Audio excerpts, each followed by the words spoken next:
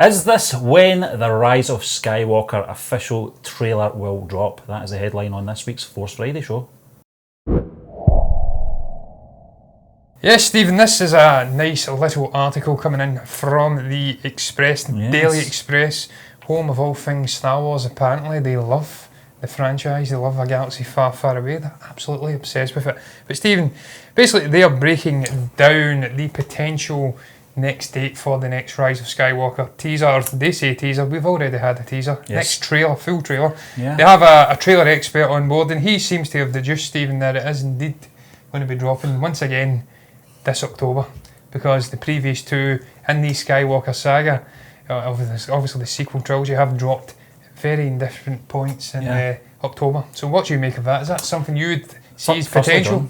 I'd like to know what course you're going to become a trailer expert, but I think you have predicted it would come out in October anyway, just based on previous releases from episode 7 and 8. I think it will be. I think it will be early to mid-October, because you're only talking maybe 8-9 weeks away from its release, so it makes sense. Lucasfilm like to give you a lot of TV spots in the run-up as well, so they'll want to allow space for that as well. So yeah, I think it will. I think it will be probably mid-October we will get it. It will be the full trailer. Looking forward to it as well. I liked the teaser trailer. Something I wasn't really, to be honest with you, I wasn't really psyched for. But when it dropped back in April, I think it was, I was on board. The only thing that I was kind of thinking about was maybe the title of the film, but I've grown used to it now. Yeah, Stephen, I was just quickly searching up there when the next D23 is. Apparently it is coming at the end of this month. So also that's the big Disney extravaganza, obviously with their own official expo, essentially their take on Comic-Con. And you'd think they'd maybe release something about Star Wars Episode 9, aka The Rise of Skywalker, during that, but you might get one of those sizzle reels. Yeah, I think it's more likely we'll get a sizzle reel there, or perhaps another little teaser. Maybe more information about various different characters, although I don't think we have much more to do with that, because we had so many breakdowns of various different characters. We even know about the Kerry Russell character now, which we will be getting into later on in the show. But Stephen, I think October is a likely spot as well. I feel like people were a little bit spoiled with The Force Awakens previously, when we had numerous trailers and teasers leading up to the release of the movie, but then they resumed into their natural course with The Last Jedi and obviously Rogue One and other standalones, a Star Wars story. And now I think we'll see a continuation of that going into The Rise of Skywalker. I think October is the likely spot, and I think it's the correct spot as well. It's still 3 months prior, depending on when it releases. They're saying, I think, that the Force Awakens one was October 19th, and it was 9th for The Last Jedi. So if it's early October, then you're looking at November, December, still 2.5 months away from the actual movie's release. And as you did say, there's plenty of time in there to perhaps give us another trailer, and then plenty of time thereafter, maybe a month back, 3 weeks back, for numerous TV spots. What I'm interested in seeing, John, is that it seems to be a common thing they do with trailers now, where you get the sort of fade out Sorry about that, screen, at the very end of a trailer, then something else is revealed. As we knew from April's trailer, we got the Palpatine laugh at the very end, just as it faded out. I'm wondering what we're going to get this time. We're going to get a light side reveal. We're maybe going to get Anakin possibly appearing, or some kind of audio. Are we going to get Luke? Who knows? Well, we get more meat on the bones of the actual Chief Palpatine reveal as well, Stephen, perhaps revealing a sliver of what the hell that meant, and that laugh at the end, that maniacal laugh I should say, at the end of that teaser. Was, is he actually alive? Is he tethered to something? Is it just connected into perhaps a Force premonition, or fast forward as we've seen in The Force Awakens, linking to the Death Star ruins on Endor? Who knows? We will find out come the trailer itself, Stephen, but I think it'll be absolutely incredible. One thing Star Wars has did correctly over the years is the trailers, even The Last Jedi. In some ways they've been better than the actual movies at times, just the way they utilise fresh music. I think we had different John Williams scores for The Force Awakens, drum heavy ones, piano, bit where obviously Rey's scooting across the Jakku landscape. So I'm sure it'll be absolutely wonderful when we see it. I really enjoyed the teaser, and I just hope we get more meat to the bones of the Palpatine thing, but not too much. You don't want to spoil it. I'm sure that's going to be towards the end of the movie, and it'll have a big part to play on the actual story. So, look, Stephen, it's all speculation at the moment. I think October's the correct date.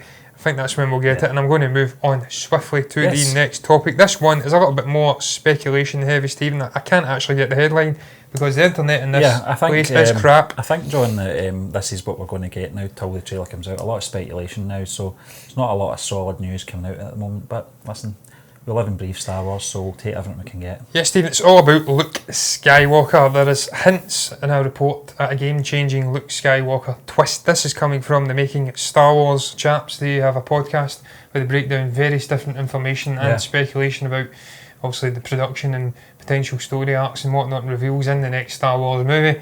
And they have says that Kerry Russell's character, Bliss, I think it's Zori Bliss, has apparently filmed scenes with Mark Hamill's Luke Skywalker, and they're saying that there's potentially huge consequences for this. How have they found this out? I don't know, but they have got a very good past record for dropping, obviously, information about new Star Wars movies. But Stephen, they're saying it's could have massive consequences because obviously Luke is now dead. He's a Force ghost.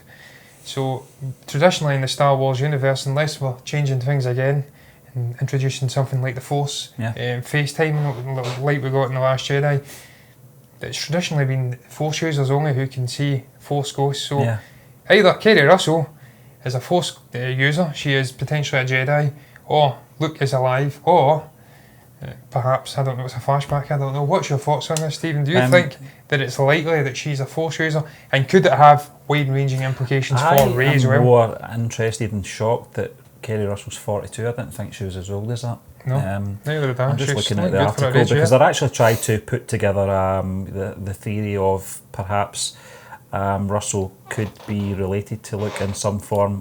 They're using expanded universe stuff here, John, to be fair, and trying to connect the dots with obviously Mara Jade character from the expanded universe, and the ages of Hamill at 67 and Russell at 42 could be a door. Would collaborate this theory.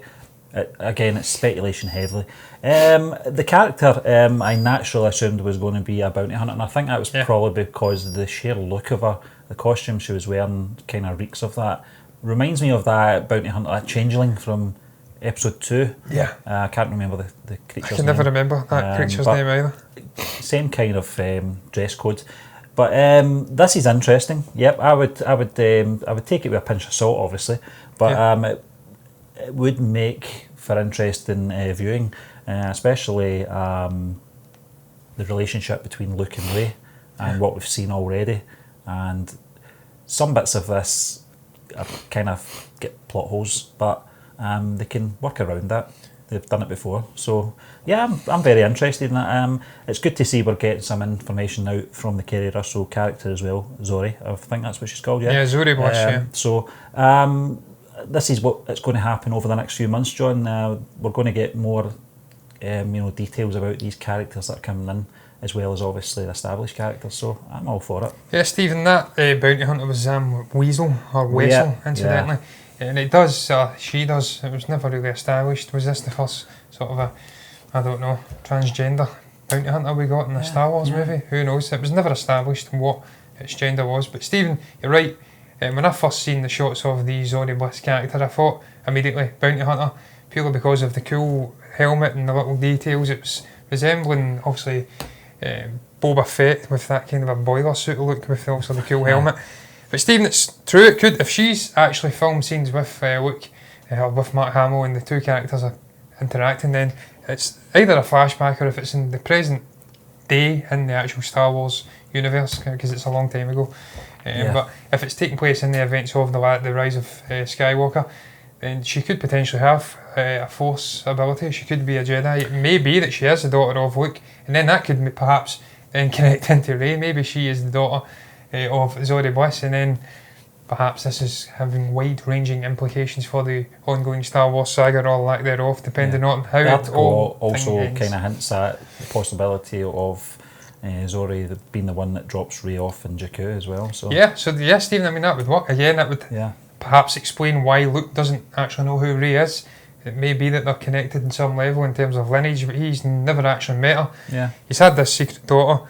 She's realised what's happened at the Jedi Temple. Obviously, Kylo overthrown it, burning it to the ground, and she's tried to take her away and protect her and shield her from it. And then when she rolls up, Luke senses this incredibly powerful person. I think he says he's not I think it was actually Ben he was talking about. I've not sensed this power since Ben or something. I'm massively paraphrasing. I've not seen the Last Jedi in a number of them. Probably a year actually. Yeah. Since I was last in the cinema to see it in the New Year's after it released, Stephen. Yeah, but look, 18 months ago, Stephen, this interconnects into the next topic beautifully about Rey and potentially being dropped off and shielding her from potential danger. This next theory potentially explains that she may have had her memories wiped as a result of events in her previous life, and that's why she doesn't know anything about her lineage, her past, her parents, and it could explain why she's only subsequently seen this flashback of her parents leaving her, marooning her on Jakku when she touches Luke's lightsaber. Yeah. It's all connected in the Force in some way, interconnected. So what's your thoughts on that, Stephen? Do you think that's something that's a potential plot line in the Rise of Skywalker? Yeah, I always felt that in The Force Awakens, John, when the interrogation scene with Kylo Ren, when he was trying to get inside her head, certainly unlocked something. I think that's the reason for the title of the film, The Force Awakens. He's triggered something inside her. That would connect well with this theory. I know it's a theory that goes back to the Knights of the Old Republic game with Darth Revan, I think. Darth Revan, So they've done it before. Lucasfilm, they've went into the expanded universe and taken elements from novels, computer games, and bits that they like, and sort of amalgamated them into something that works for them. So it's certainly something that they could do again. This would make sense as well. I think that scene in particular in The Force Awakens is the key scene to The Force Awakening and Rey, because it was always in her. She says it in The Last Jedi. It was something that was always there, and she doesn't know how to deal with it.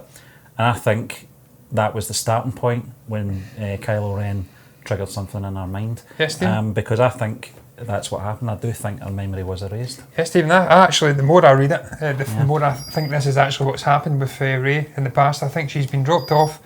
She's also had Force-sensitive parents, I would presume. Could be. It's the Kerry Russell character. Who knows? But Stephen, I think what you says about Darth Raven's absolutely right as well. I think they have actually made him canon. I seem to recall something a year and a half back. Yeah. He's now officially canon in this new Disney sort of expanded, well, not expanded universe, new canon. Yeah. So if they're utilising that, then there is previous in the universe for memory wipes via Force, and there's obviously that can be utilised again on Rey. If that's a known ability, perhaps then this is what's happened with Rey. I think it'd be intriguing to see that.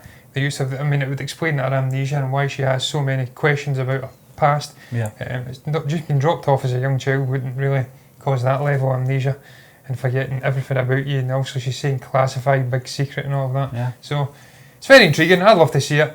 And I'd love to see it have wide-ranging implications on actually who our lineage is, because it leaves the door open for anything. Stephen, we all criticise Rian Johnson. Well, not all of us. Some people love them, like sycophantic little bitches. But there was elements of The Last Jedi, I think every rational person could say, which had issues. Yeah. But there was still room for retconning. Yeah. There was still plenty of scope. You can retcon, obviously, what the motives were of Kylo Ren, which we'll get into later. Yeah. What the motives are behind, obviously, the lineage of Rey, Luke and whatnot. So there's plenty of scope. So they could go in, essentially, in The Rise of Skywalker and change things up. And I'd love to see this being utilised again. I absolutely loved the Knights of the Old Republic games. I thought they were incredible. The storytelling was fantastic. We've not seen a game like that since. Really want to see them doing a third take on that classic story in that era. And just the fact that we're potentially going to be going into that era as well, Stephen, with Bainoff and Weiss, that would be a nice little sort of a link into that. It's preparing people. Actually, there was another person, wasn't there, Stephen, who wrote a script, I think, for Avatar, who's actually adapting the game itself to an individual movie. So that would prepare fans who are maybe not aware of the Knights of the Old Republic for what's coming in that movie and showing, look, this is an ability that can be used. I don't know if it's true, but here's hoping it is. Yeah, but I've not got much more to add to that, Stephen. Nothing more to add, John. But I would just say, this theory would link in well. It would, Stephen. And we're moving on to another theory. It's another speculative heavy show we have here, Stephen. It's turning all Mike zero, some would say, but it's linking into what we spoke. I don't know if it was last week or certainly a couple of weeks back, but we spoke before, Stephen, about Kylo Ren potentially being a double agent who's been good the whole time, and then he's kind of working in the shadows to try and flip things and maybe destroy the First Order and the Sith or whatever the hell it is, the Knights, I don't know, the Ring, I don't know what he is. We still don't know what he is at this moment. Apparently we've not seen a Sith yet, but I'm sure we will if Sheaf's in there. But it's tying into this again, Stephen, there's more supporting evidence behind this double agent theory, and this is coming from, I think, someone on Reddit. So, as you say, heard it, Stephen, all the time. Heard it. They went back and they watched A New Hope. Yeah. And they seen some sort of parallels between the conversation that Luke has, or Owen and Uncle Owen and Aunt Beru have after Luke leaves, where they essentially say, you can't keep him here for forever, he has too much of his father in him. He responds with, I know, that's what I'm afraid of. And there was obviously a link to that previously, Stephen, where I think it was Han and Leia were speaking, and she says, I can't change him, he's got too much of his grandfather in him, or something like that. So there's that link, Stephen. And as we do know, George Lucas did always continually repeat that this Star Wars universe is like poetry, it repeats itself again and again and again. So is this something you'd like to see? We spoke about it before, but do you think this adds more meat to the bones, this theory? The Ben Solo character relates more to Anakin than it does Luke. Luke's always been on the light side. He's borderline, dabbled in that side to a lesser degree. But the Ben Solo character, yes. If you'd asked me if there was any chance of this character being redeemed after The Force Awakens, after what he did to Han Solo, I'd say no chance. He is gone. He's too far gone now. The developments in The Last Jedi, and as much as the film's criticised for its narration, the Kylo Ren character was probably the most consistent character in the storyline for that episode. The conflict in him is still there. The conversation between him and Snoke, I think he said it split his soul or something. I can't remember the actual words that Snoke used, but basically Kylo was saying, I did the deed, and he says basically, and look how it's affected you. He can sense the obviously the imbalance in him.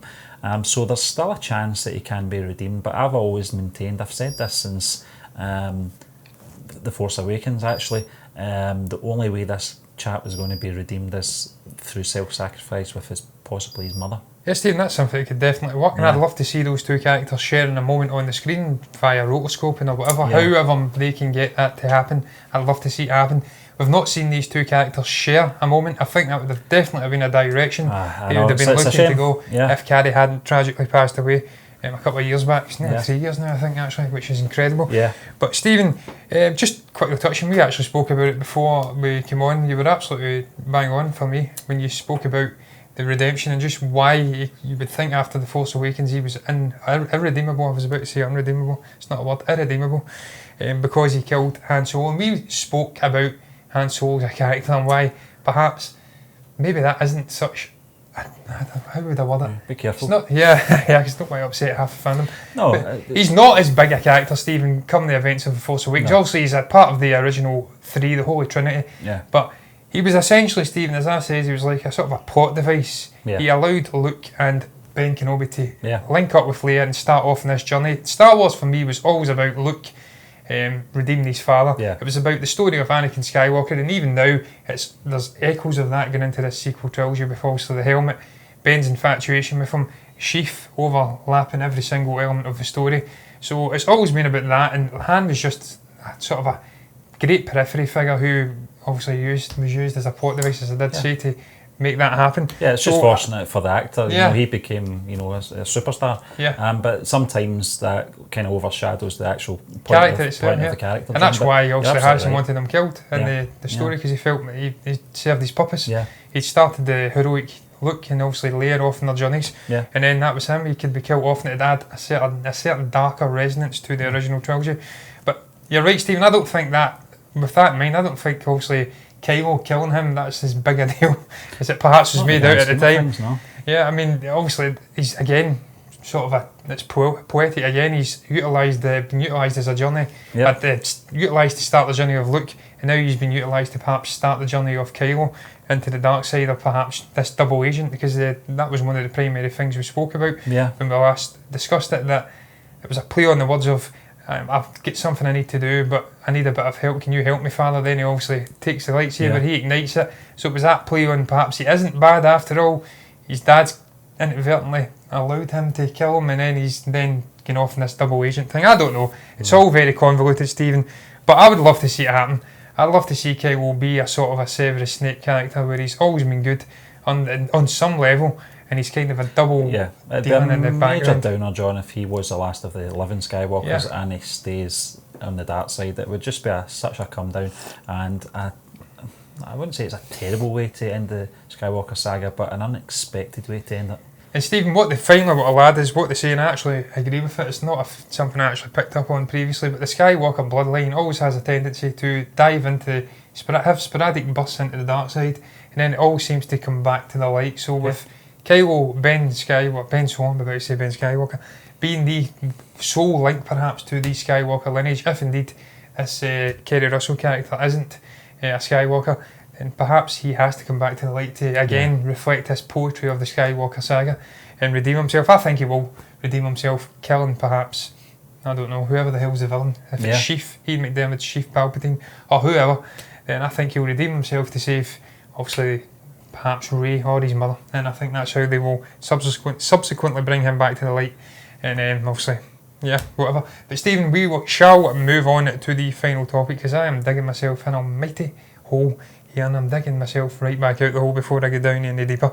This one, Stephen, is a little bit more light-hearted. It's all about John Kasdan, obviously the writer of So a Star Wars Story, son of Lawrence Kasdan the Great, some would say, admitting that he tried to feature more references to the tragic holiday specials. Now, Stephen, this came from, I think it was Wendy Coop. I don't know how she got her hands on it, but somehow it was a photograph of the script involving obviously that great moment when Han meets Chewbacca. It was part of the bonus features. Oh, was it? Yeah, there you go. Just do a screen grab of it, You see, I never did look at those bonus features, Stephen. I've not went back and really watched Solo, I have to say. It was I've seen it a couple of times in the cinema, and then it was me done. I got enough out of it. Perhaps I need to go back and watch it again, because it was a quite underrated movie. Not enough people went and watched it. No. But Stephen, it was essentially a little drop. Chewbacca grills, and also I think it's what's the name of the Chewbacca language? I'll never get it. Shirabook, I think, perhaps. All right. Okay. Maybe wrong. I never knew may that. need to look that up. But he grills that he's Chewbacca, son of, and I'm going to dig myself another hole by trying to say his father's name, Ati Chichuk. Ati Chichuk. I can't say it, Stephen, but this is a reference to the holiday specials where this character, Chewbacca's father, was first unveiled. So he's tried to then subsequently get more references in. He is obviously a closet lover of the holiday specials, but he failed, Stephen. So what is your thoughts on this? The fact that we have that little sliver of connection to the holiday specials, and what does this mean? Does this mean that Limpa Waru, aka Here's Your Daddy, Chewbacca's son, is actually canon and he's floating around somewhere out there in a galaxy? There's one person that's not going to be happy about this is George Lucas. He does not want any of the films being linked to that abomination, but it's fine. You know, I think there's a few Easter eggs in Solo. I think there was also one. I don't know if it was Jango Fett. Something about the armour. I remember the Mandalorian armour was somewhere in amongst the crowd and the it was the Sabak moment in the cantina or whatever. And it was the same, I think, for Rogue One as well. There was a few little Easter eggs in there. We got Watto's laugh and sort of audio form in the background when they were going through the streets. That was brilliant. Of Jeddah, I think it was. It was, and also those two characters from the cantina as well turned up. Yeah. So he doesn't like you either. This, and it's also I've watched the holiday special a few times. Just for shits and giggles, really, because it's such a laugh, and so it's the first time we get to see Boba Fett as well, the character. In animation form, but it was their introduction to him. Also get to see Carrie Fisher singing, which is very unique, and impersonating Donald Trump or an Oompa Loompa. Very heavily made up. I don't know what that was all about. His hair was so blonde as well, and getting Harrison Ford in there as well. I don't know how they managed that.